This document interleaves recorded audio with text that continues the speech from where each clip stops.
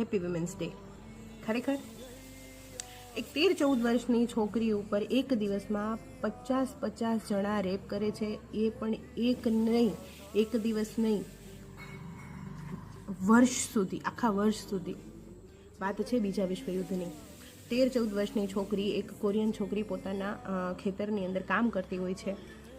7-8 Japanese સૈનિકો તેને લઈ અને જતા રહે છે. એના મોઢામાં કાદવ, કીચડ, ઓઇલ ભરેલા મોજા ઘુસાડી દે છે અને પછી એના પર એક પછી એક રેપ થાય છે. કેટલાય એને નથી ખબર. અને જ્યારે એ જાગે છે ત્યારે એ જે જગ્યાએ હોય છે ત્યાં એના જ જેવી 500 છોકરીઓ હોય છે. આ વાત છે ચાંગ ઓકેસન, કોરિયન છોકરીની. અને આવી 400 છોકરીઓ ત્યાં પહેલેથી, 400-500 છોકરીઓ ત્યાં પહેલેથી મોજૂદ હોય છે. અને એ 500 છોકરીઓને 6000 જાપાનીઝ સૈનિકોને રોજ જ ખુશ કરવાના છે. એટલે એક છોકરીએ 50 સૈનિકોને રોજ ખુશ કરવાના છે.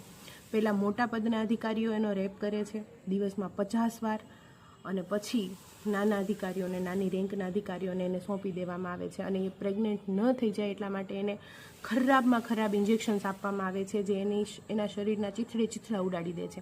અને ખબર પડે કે કોઈને પણ એસટીડી એટલે કે સેક્સ્યુઅલ ટ્રાન્સમિટેડ ડિઝીઝ થયો છે તો એ છોકરીને રાતોરાત ગાયબ કરી દેવામાં આવતી.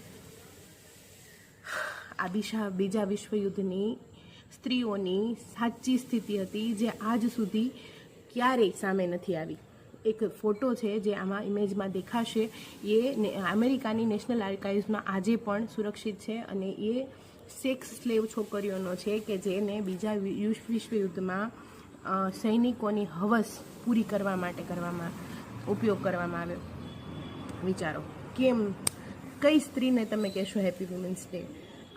એક સ્ત્રી ઉપર જ્યારે આ રીતનું દુષ્કર્મ થાય છે, આ રીતની એના ઉપર બળાત્કાર થાય છે, ત્યારે આખા સ્ત્રીત્વને લાંછન લાગે છે. હું એ નથી કે જે મારી સાથે આ થયું છે, પણ મારા સ્ત્રીત્વને એનીથી હાનિ પહોંચે છે. અને જ્યારે એક પુરુષ કરે છે ત્યારે આખા પુરુષ સમાજ, આખા પુરુષત્વને એનો લાંછન લાગે છે. આપણે સ્ત્રીને નબળી કહીએ છીએ. કઈ સ્ત્રી નબળી? 12-13 વર્ષની સ્ત્રી, છોકરી કે જે એક દિવસમાં 50 પુરુષોને સહન કરે છે, એ નબળી ખરેખર? અને કયો પુરુષ તાકાતવર, જે સૈનિક છે, જે સિક્યોરિટી માટે, જે રક્ષા માટે લડે છે અને એ આવા કામ કરે છે, પોતાની હવસ સંતોષી નથી શકતો, કાબૂમાં નથી રાખી શકતો, એને આપણે તાકાતવર કહીએ છીએ. અને ડ્રગ એબ્યુઝ સહન કરે છે, ભૂખ સહન કરે છે, શર્મિંદગીમાં સહન કરે છે, અને એની જેની સાથે આવી રીતે દુષ્કર્મ થાય છે એની આત્માના તો ચીથડા ઉડી જાય.